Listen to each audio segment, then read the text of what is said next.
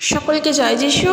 সকলকে স্বাগত এবং ধন্যবাদ জানিয়ে প্রভুর বাক্য নিয়ে চলে আসলাম আরও একটা সুন্দর দিনে। প্রতিটা দিনের মতন আজকের আরও একটা সময় পেয়েছি এবং অবশ্যই এই দিন প্রভুর জন্য পেয়েছি, তাই প্রভুকে অনেক ধন্যবাদ জানাই। আর অবশ্যই আমরা ঈশ্বরের গৌরব, ঈশ্বরের প্রশংসা যেন চিরকাল করতে পারি সেই প্রার্থনা প্রভুর কাছে রাখবো। কখনো কোনো সময়, কোনো মুহূর্তে, কোনো রকম পরিস্থিতিতে আমরা যেন প্রভুর গৌরব করা ভুলে না যাই। কারণ আমাদের মনে রাখতে হবে সব সময়ের জন্য একটা কথা, যে আমরা কিন্তু ঈশ্বরের সন্তান। আমরা অবশ্যই ঈশ্বরের প্রশংসা, ঈশ্বরের ধন্যবাদ করেই সমস্ত জীবনটা এগোতে চাই। আর আরও একটা কথা, যেহেতু আমরা ঈশ্বরের সন্তান, তাই ঈশ্বরের সন্তানের একত্র মিলে যেটা আমাদের কর্তব্য, আমাদের করণীয়, ঈশ্বরের গৌরব করা। আর ঈশ্বর একজন, তিনি যিনি সমস্ত কিছু সৃষ্টিকর্তা, যিনি সমস্ত কিছুকে সৃষ্টি করেছেন, তিনি হলেন মালিক। তাকে কেউ কোনো দিনের জন্য দেখেননি, তাকে কোনো দিনের জন্য দেখাও যায় না। তার পরিকল্পনা, তার ইচ্ছা, তার শাসন, তার সমস্ত কিছু সেটা তারই চিন্তাধারায়। তিনি কি ভাবেন আমাদের জন্য সেটা কেউ আমরা জানি না। তাই কখনো কোনো সময়ের জন্য প্রভুর প্রতি আমাদের আস্থা যেন হারিয়ে না যায়, এবং দ্বিতীয়ত তিনি যা ভাবেন আমাদের জন্য সেটাই যেন আমরা করতে পারি। তিনি যেটা চান আমাদের জন্য সেটাই যেন হয়, তার ইচ্ছাকেই যেন প্রাধান্য দিয়ে চলতে পারি। তার যা ইচ্ছা আমাদের জন্য সেটাই ঘটুক, এই প্রার্থনা সব সময় আমাদের প্রভুর কাছে থাকুক। কারণ একটা কথা জানবে, পৃথিবীতে মানুষকে সমস্ত কিছুর ওপরে কর্তৃত্ব করার যে অধিকার, তা অবশ্যই ঈশ্বর দিয়েছেন। কারণ এই পৃথিবীতে মানুষই হলেন শ্রেষ্ঠ। পশু পাখি, গাছপালা, এই নেচার, সমস্ত কিছুর ওপর কিন্তু মানুষই হলেন শ্রেষ্ঠ। আর মানুষকে ঈশ্বর সেই অধিকার দিয়েছেন যেন মানুষ সমস্ত কিছুকে পরিচালনা করেন।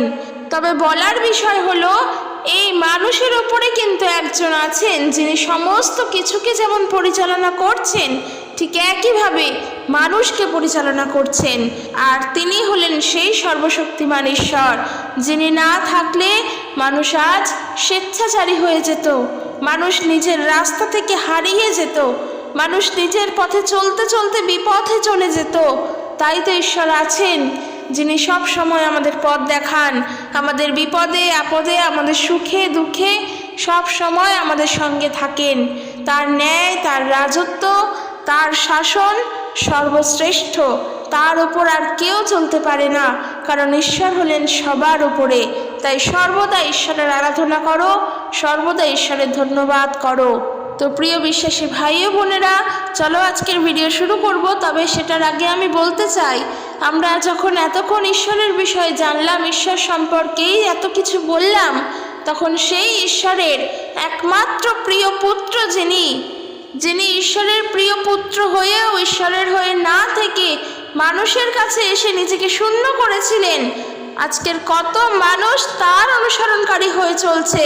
আর ঠিক তাদের মধ্যে আমরাও রয়েছি, যারা আমরা খ্রিস্টের অনুসরণকারী হয়ে চলছি।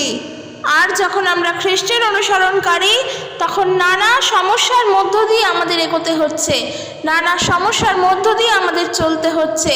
তাই ঠিক আজকের আমার একটা কমেন্টও আমার কাছে এসেছে, আর আশা করি তোমরা আমার ভিডিওর থাম্বনেল দেখে বুঝতেই পেরে গিয়েছো আমি কী বিষয় নিয়ে আলোচনা করব। আমি সেই কমেন্টে নিয়ে আজকের আলোচনা করতে চাই।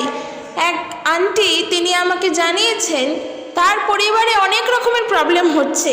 সে প্রভু যিশুকে বিশ্বাস করেছে বলে, প্রভুর অনুসরণকারী হয়েছে বলে এবং জলদীক্ষা গ্রহণ করেছে বলে তার পরিবার থেকে, তার প্রিয়জনদের থেকে নানান রকম সমস্যার মধ্যে সে পড়ছে, নানান রকম নির্যাতনের মধ্য দিয়ে তাকে যেতে হচ্ছে। আমি সেই উদ্দেশ্যে আজকের টপিক নিয়েছি এবং আমি আজকে সেই উদ্দেশ্যে ভিডিও বানাবো। তবে তার আগে বলি, দেখো, আমি সেই পরিবারে তো অবশ্যই নেই, তো আমি জানি না সেখানকার অবস্থা কেমন, সেখানকার পরিস্থিতি কেমন। কিন্তু যদি এই ধরনের কমেন্ট আমার কাছে আসে যে আজকের প্রভু যিশুকে জানি বলে আমাকে অত্যাচার করা হচ্ছে, অথবা প্রভু যিশুকে জানি বলে আমাকে নানান রকমভাবে সমস্যার মধ্যে পড়তে হচ্ছে, তাদের জন্য আমি বলতে পারি যা আমাদের ঈশ্বরের বাক্য থেকে শেখায়, ইভেন প্রভু যিশু আমাদেরকে যা শিক্ষা দেন, সেই শিক্ষা আমরা গ্রহণ করতে পারি। তাই আজকের যে বিষয়গুলো বলবো সেগুলো অবশ্যই শুরুর থেকে শেষ পর্যন্ত মন দিয়ে শুনো এবং অবশ্যই ভিডিওটি শেয়ার করে দিও সবার কাছে, কারণ এই ধরনের ভিডিও আজকের যুগে দাঁড়িয়ে এবং আগামী ভবিষ্যতের জন্য খুবই প্রয়োজনীয়। কারণ এর আগে অনেক দিন ধরেই আমি বলে আসছি, আমি জানি না তোমরা কতটা শুনতে বা কতটা গ্রহণ করতে, তবে আজকের আবারও বলতে চাই, যেটা বাইবেল বিশেষ করে বলে যে যত দিন এগোবে প্রবলভাবে কিন্তু দিয়াবলের কার্য আরও বৃদ্ধি পাবে, দিয়াবল আরও প্রকট হবে। যতদিন এগোবে খ্রিস্ট বিশ্বাসীরা আরও নানানভাবে দিয়াবলের সমস্যার মধ্যে পড়বে, যত সময় এগোবে তারা নানান রকম নির্যাতনের মধ্যে পড়বে, প্রভু যিশুকে শুধু জানে বলে। তাই সেই সময়গুলো একজন বিশ্বাসী আমরা যেন কখনোই মন থেকে ভেঙে না পড়ি, কখনোই যেন দুর্বল না হয়ে পড়ি, কখনোই যেন হতাশ না হয়ে পড়ি, কখনোই যেন আতঙ্কিত না হয়ে পড়ি। তাই একজন বিশ্বাসী হয়ে আমাদের কি করণীয় আমরা সেটাও শিখব এবং আরও যেন মানুষকে উদ্বুদ্ধ করতে পারি এই বিষয় নিয়ে, আরও বিশ্বাসীদেরকে যেন আমরা বলতে পারি এই কথা, সেটাও শিখব। তাই শুরুর থেকে শেষ পর্যন্ত তোমরা সঙ্গে থাকো।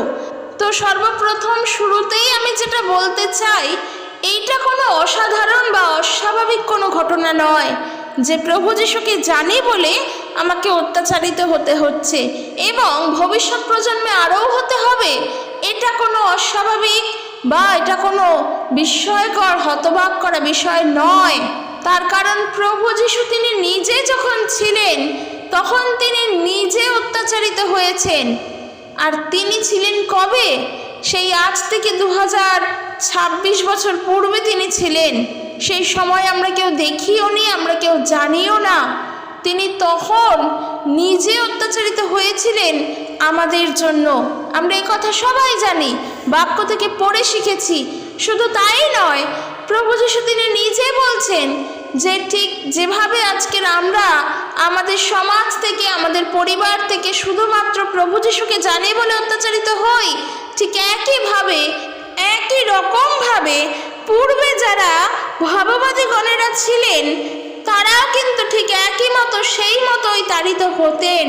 তাই এই ঘটনা কোনো নতুন ঘটনা নয় বা এই ঘটনা কোনো বিস্ময়কর ঘটনা নয়। তাই যেটা বাইবেলে প্রভু যিশু বলছেন, মথি লিখিত সুসমাচার তার 5 অধ্যায় 11 পদ, ধন্য তোমরা যখন লোকে আমার জন্য তোমাদিগকে নিন্দা ও তাড়না করে এবং মিথ্যা করিয়া তোমাদের বিরুদ্ধে সর্বপ্রকার মন্দ কথা বলে। বলছে তোমরা ধন্য। আর ঠিক সেই সময় তোমরা দুঃখিত হইও না, কষ্ট পেও না, ভেঙে পড়ো না, বরং আনন্দ করো এবং উল্লাসিত হও।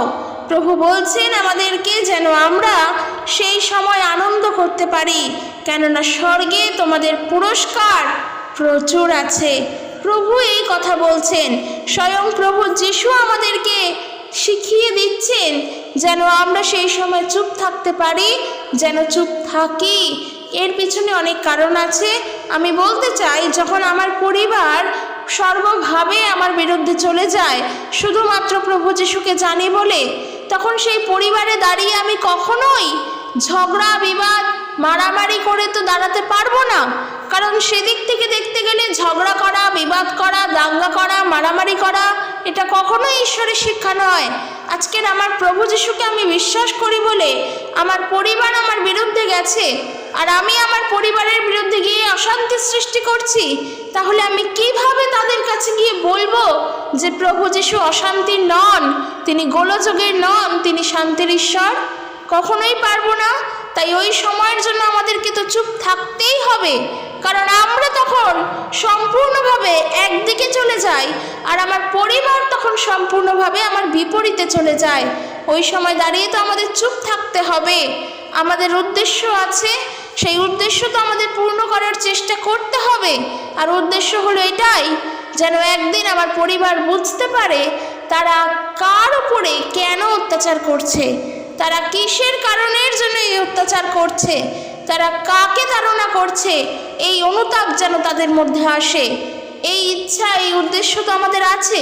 আর এই উদ্দেশ্য পূর্ণ করার জন্য আমাদের কি করতে হবে? শুধুমাত্র প্রার্থনা করতে হবে।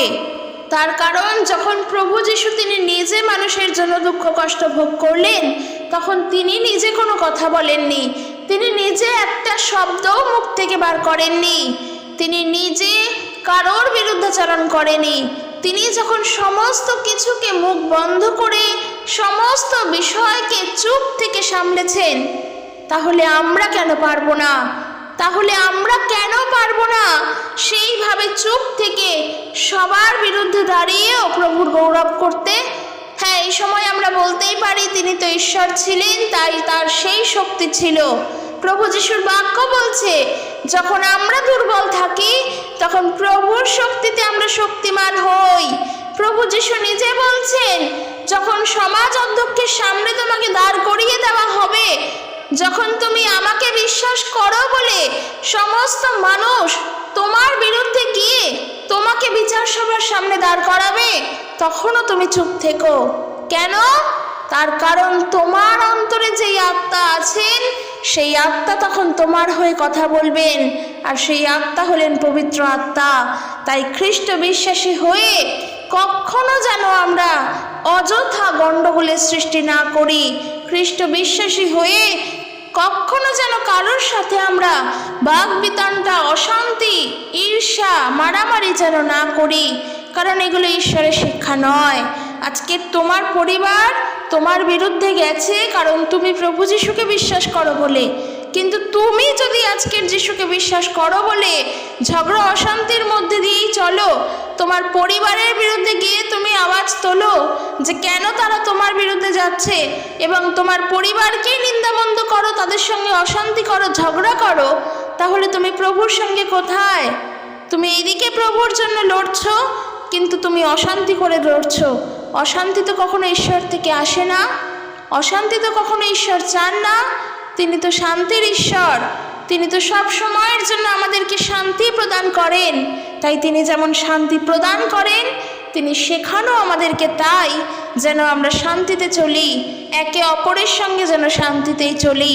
তাই আমার যেটা বলার কথা, পরিবার আমার উপর যতই অত্যাচার করুক, সমাজ আমার উপর যতই অত্যাচার করুক, আমি যেমন প্রভু যিশুতে রয়েছি ঠিক একই রকমভাবে একই জায়গায় প্রভুতেই আমি থাকব, এবং যারা আমার বিরুদ্ধে রয়েছে আমার প্রার্থনার দ্বারা সেই মানুষগুলো প্রভুতে আসবে। আর এইটা জানবে কোনো জাদুটোনা করা নয়, কোনো টুকটাক বা ব্ল্যাক ম্যাজিক করা নয়, যে যারা আজকের যিশুর বিরুদ্ধে রয়েছে তাদের মন পরিবর্তন হয়ে যিশুর কাছে আসবে, এটা একটা জাদুটোনা করা। এটা কিন্তু কেউ মনে করো না, কারণ এইটা কোনো জাদুটোনা বা ব্ল্যাক ম্যাজিক নয়, এটা ঈশ্বরের কাছে প্রার্থনা করা। কারণ একটা প্রার্থনার যে কত শক্তি, কত জোর, সেটা আমরা যখন না করব আমরা জানি না। আমরা প্রার্থনা করতে তখনই আসি যখন আমরা বিপদে পড়ি, কিন্তু প্রার্থনা তো সব সময় করতে হয় প্রভুর কাছে, যে প্রভু তুমি আমাকে দিয়েছো এই জীবন, তাই আমার জীবনে তোমার অধিকার, তোমার যা ইচ্ছা আমার জন্য সেটাই করো, আমি তোমার ইচ্ছাকে প্রাধান্য দিই। তোমার অনেক ইচ্ছা যা আমার জীবনে ঘটে এবং আমি তাতে খুশি হয়তো হই না, কিন্তু তবুও আমি তোমার ইচ্ছাকেই প্রাধান্য দেব, কারণ আমি জানবো তুমি যেটা করবে সেটা সঠিক করবে। এই প্রার্থনা আমাদের যেন প্রভুর কাছে সব সময় থাকে, এটা হলো ধন্যবাদের প্রার্থনা। আর এছাড়াও নানান রকম প্রার্থনা আমাদের করতে হয়, তাই শুধুমাত্র বিপদে পড়লেই প্রার্থনা করব সেটাই যেন না হয়। তাই যে বিষয়টা নিয়ে আজকের আলোচনা করছিলাম, যে যখন আমরা নানান দিক থেকে অত্যাচারিত হব আমরা যেন চুপ থাকি। তারা আমাদের উপর অনেক কিছুই অত্যাচার চালাবে, তাতে আমাদের দুঃখ হবে, আমাদের কষ্ট হবে, আমাদের যন্ত্রণা হবে, আমাদের ব্যথা লাগবে, কিন্তু জানবে প্রভু তোমার সঙ্গে সব সময় আছেন। প্রভু তোমাকে সাহায্য করবেন, তিনি তোমাকে অনুগ্রহ প্রদান করবেন, তিনি তোমাকে শক্তি দান করবেন, তিনি তোমাকে মনের জোর দেবেন।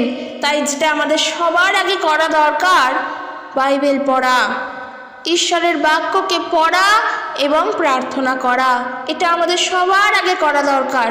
হ্যাঁ, হতে পারে আমরা পরিবারের থেকে যেহেতু প্রভুকে একা জানি, তার জন্য আমার পরিবার আমার কাছ থেকে বাইবেলকে নিয়ে হয়তো পুড়িয়েও দিয়েছে। তারা চায় না আমার ঘরে বাইবেল থাকুক, তারা চায় না যেন আমি বাইবেল বইটা পড়ি, এমনও হতে পারে। কিন্তু জানবে তাতেও সমস্যা নেই। ঈশ্বরের বাক্য তোমার হৃদয়ে রাখো। এই জন্যই বাক্য বলছে ঈশ্বরের বাক্য যেন আমরা হৃদয় মন্দিরে গেঁথে রাখি, হৃদয় ফলকে গেঁথে রাখি, যেই বাক্যের দ্বারা আমরা অনবরত প্রার্থনা করতে পারবো। মানুষ আমাদের অন্তর থেকে তো ঈশ্বরকে সরাতে পারবে না। নানান রকমভাবে অনেকে অনেক কিছু চেষ্টা করে, কিন্তু ঈশ্বর থাকেন মানুষের অন্তরে। সেটা যেই মানুষের ক্ষেত্রেই বলো না কেন, যারা আজকের আমাদের বিরুদ্ধে যাচ্ছে তাদের অন্তরেও ঈশ্বর আছেন। তাই যখন অন্তরেই ঈশ্বর বাস করেন, তখন ঈশ্বরকে এখান থেকে তুমি সরাবে কি করে? কোনো দিনের জন্য সেটা সম্ভব নয়। কেউ কোনো দিনের জন্য সেটা পারবেও না, কারণ সেটা মানুষের পক্ষে কোনো দিনের জন্য সম্ভব নয়। ওই যে শুরুতে বললাম, ঈশ্বর মানুষকে অধিকার দিয়েছেন সমস্ত কিছুর উপর কর্তৃত্ব করার, কিন্তু মানুষের উপরে তো একজন কর্তৃত্ব করছেন। তাই ভরসা সবসময় তার উপর রাখো, তার প্রতি আস্থা রাখো। তিনি যা চান সেটাই হবে। তাই এমন পরিস্থিতিতে, এমতাবস্থায় আমাদের উচিত সব সময় বাক্য পড়া, বাইবেল পড়া, প্রার্থনা করা, প্রভুর সঙ্গে যুক্ত থাকা। কারণ আমরা জানি না আমরা একা কিভাবে চলবো। আমরা পারবো না একা চলতে, আমরা একা চলতে শিখিনি। এই প্রার্থনা প্রভুর কাছে সব সময় করো, কারণ আমরা ঈশ্বরের উপরে নির্ভর করেই চলতে শিখেছি। সমস্ত বিষয় প্রভুর উপরে ভরসা রেখেই শিখেছি চলতে। তাই আমরা একা চলবো কি করে? সেই একা চলার জন্য যে শক্তি, তা আমরা কোথাও পাবো না। সেই শক্তি যদি না ঈশ্বর দান করেন। তাই প্রার্থনা করো, কোনো চিন্তা করো না, কোনো ভয় করো না। প্রভু আছেন, তিনি সব দেখতে পান, তিনি উত্তর দেবেন। তাই আজকের যদি আমরা চুপ থাকি, আজকের যদি আমরা শান্ত থাকি, প্রভু আমাদের হয়ে লড়াই করবেন, প্রভু আমাদের হয়ে কথা বলবেন, প্রভুর আত্মা আমাদের হয়ে কথা বলবে। তখন আর আমাদেরকে আলাদা করে কিচ্ছু শেখাতে হবে না, আমাদেরকে আলাদা করে কিচ্ছু বোঝাতে হবে না। কিন্তু বিশ্বাসী হয়ে কখনো আমরা যেন প্যানিক না করি, বিশ্বাসী হয়ে আমরা যেন কখনো দুর্বলতায় ভেঙে না পড়ি, বিশ্বাসী হয়ে আমরা যেন কখনো কষ্টে না থাকি, যেন এটা না ভাবি আমাদের কি হবে, আমরা কোথায় যাব, আমরা কি করব। না, কোনো দিনের জন্য নয়, এটা ভেবোই না। কারণ তুমি ঈশ্বরের আরাধনা করো, যেখানে প্রভু ঈশ্বরকে তুমি ডাকো, সেখানে তোমার চিন্তা কোথায়? যেখানে ঈশ্বর তোমার সঙ্গে, সেখানে কে তোমার বিপক্ষে যাবে? প্রভু যিশু যেখানে আমাদের সাথে আছেন, সেখানে মানুষ আমায় কি বললো আর কি বললো না, আমার সঙ্গে কি করলো আর কি না করলো, তাতে আমাদের কি আসে যায়? যিনি আমাদের অভাব পূরণ করেন, অভাব মিটিয়ে দেন, তিনিই তো আমাদের সঙ্গে। আমরা কেন চিন্তা করছি? আমাদের দুঃখের দিনের সাথে যেমন তিনি, আমাদের সুখের দিনেও সঙ্গী তিনি। আমরা অভাবে পড়লে তাকে ডাকি, অসুস্থ হলে তার সাহায্য পাই। আমরা যখন বিপদে থাকি, আমরা তাকে ডাকলে, তাকে স্মরণ করলে তিনি উত্তর দেন। তখন কেন আমরা চিন্তা করি? কেন আমরা ভাবি আমার কি হবে? আমার প্রভু আমার সঙ্গে আছেন, আমার প্রভু আমার সাহায্য করেন, আমার প্রভু আমার সহবর্তী আছেন। তাই আমি প্রভুর উপরেই আস্থা রাখবো সব সময়। আর যেটা বললাম, চুপ থাকবে। কখনো কোনো রকমভাবে কোনো নির্যাতন সহ্য করলেও সেখানে আমরা যেন কোনো কথা না বলি। তার কারণ, তার বড় উদাহরণ আমরা দেখতে পাই যখন প্রভু যিশুকে ক্রুশে দেওয়া হয়েছিল। যখন প্রভু যিশু ক্রুশে গিয়েছিলেন, তখন তিনি কিন্তু চুপ ছিলেন। তার উপর অনেক রকমভাবে অত্যাচার করা হয়েছিল, তাকে নানান রকমভাবে যন্ত্রণা দেওয়া হয়েছিল, তার ওপর নানান রকমভাবে কষ্ট নির্যাতন আনা হয়েছিল। তবুও কিন্তু তিনি কোনো কথা বলেননি, কারণ তিনি জানেন যে তিনি যেই উদ্দেশ্য নিয়ে এসেছেন, সেই উদ্দেশ্য তিনি পূর্ণ করবেন। তিনি ঠিক তার উত্তর দিয়েছিলেন যখন তিনি পুনরুত্থিত হলেন। সেখানে যারা বিশ্বাস করেছিল তারা তো অবশ্যই পরিত্রাণ পেয়েছে, তবে যারা বিশ্বাস করেনি সেটা সম্পূর্ণ তাদের ব্যক্তিগত ব্যাপার। কারণ কে প্রভুকে বিশ্বাস করবে আর করবে না, সেটা তার নিজের ব্যাপার। কিন্তু এটা জানবে, প্রভু কখনো কাউকে ফোর্স করেনি যেন মানুষ তাকে বিশ্বাস করে। তিনি ছিলেন আলাদাই, তাকে বোঝার মতন বোধ, জ্ঞান, বুদ্ধি হয়তো আমাদের এখনো হয়নি। তাই যতটা আমরা বুঝি, তার ইচ্ছায় তাকে যতটা জানতে পারি, তার মধ্য দিয়ে এটাই বুঝি যে তিনি যেমনটা কষ্ট সহ্য করে গেছেন আমাদের জন্য, ঠিক একইভাবে কষ্ট যদি আজও আমাদের উপর আসে, আমরা তার মতন যেন চুপ থাকতে পারি, কারণ উত্তর আমাদের হয়ে তিনি দেবেন। তাই আমরা তার উপর আশা রাখি, তার উপরে ভরসা রাখি, কখনো হাল ছাড়ি না, কখনো ভেঙে পড়ি না। যতই কষ্ট আসুক, যতই নির্যাতন আসুক, প্রভুর ওপরে বিশ্বাস আছে, প্রভুর ওপরেই থাকবে। আর আরও একটা কথা, যে আন্টি তিনি কমেন্ট করেছিলেন যে তার পরিবার যদি তাকে অত্যাচার করে প্রভুর কাছে যাওয়া বন্ধ করে দেয়, প্রার্থনা করা বন্ধ করে দেয়, মণ্ডলীতে যাওয়া বন্ধ করে দেয়, তাও যেন সে কোনো কথা না বলে, বরং চুপ থেকে তাদের ইচ্ছাকে যেন সে মেনে নেয়, যে হ্যাঁ তারা যেটা চাইছে সেটাই হোক। তারা আমাকে মণ্ডলীতে যাওয়া বন্ধ করলেও কি হবে? মণ্ডলী তো বন্ধ হবে না, প্রার্থনা করা আমার বন্ধ করছে, কিন্তু আমার জন্য যে আরও 10 জন বিশ্বাসী প্রার্থনা করবে সেটা তো তারা বন্ধ করতে পারবে না। তাই সবসময় এটা জেনে রাখা দরকার, মানুষ তার নিজ পরিকল্পনা অনুসারে কখনো ঈশ্বরের কার্যকে বন্ধ করতে পারে না। ঈশ্বর যা চান সেটাই হয়, সর্বশেষে সেটাই হয় যেটা ঈশ্বর চান। ঈশ্বর আমাদের শেষ হাসিটাই তিনিই কিন্তু হাসান। তাই সব সময় দরকার তার উপর নির্ভর করা, তার উপরে ভরসা রাখা, তার প্রতি আস্থা হারালে চলবে না। তিনি আছেন, তিনি তোমার জন্য চিন্তা করেন। তাই তুমি সব সময় প্রার্থনাতে যুক্ত থাকো, বাক্যপাঠে যুক্ত থাকো এবং তার ইচ্ছাকে প্রাধান্য দিয়েই চলো। তো আজকের এখানে শেষ করছি। এই বিষয় নিয়ে আরও অনেক ভিডিও আছে এবং আমি আগামী দিনে আরও অনেক বানাবো হয়তো, কারণ এই ধরনের বিষয়গুলো কখনো পুরনো হয় না। প্রত্যেক দিনই এমন ঘটনা হয়তো কোথাও না কোথাও ঘটেই চলেছে। তাই এগুলো আমাদের জানতে হবে এবং আরও মানুষের কাছে বলতে হবে, তারাও যেন জানতে পারে। তো চলো আজকের এখানে শেষ করছি। আর ভিডিওটি জানিও কেমন লাগলো। ভালো লাগলে অবশ্যই লাইক কমেন্ট করে ভিডিওটি শেয়ার করে দিও। আর তোমরা কমেন্ট বক্সে অবশ্যই জানিও এই ধরনের সমস্যায় তোমাদের কি পড়তে হচ্ছে, তাহলে আমি তাদের জন্য বলবো চিন্তা করো না, ভয় করো না, প্রার্থনা করো, প্রভুর সঙ্গে যুক্ত থাকো, প্রভুই সাহায্য করবেন। তিনি এত মহৎ কার্য করতে পারেন, আর এই বিষয় থেকে আমাদের তিনি উদ্ধার করতে পারবেন না যখন আমরা তার হয়ে লড়াই করি? অবশ্যই করবেন। ভরসা প্রভুতেই রাখো। ঈশ্বর তার আপন বাক্যের দ্বারা প্রত্যেককে আশীর্বাদ যুক্ত করুক। জয় যিশু। Praise the Lord.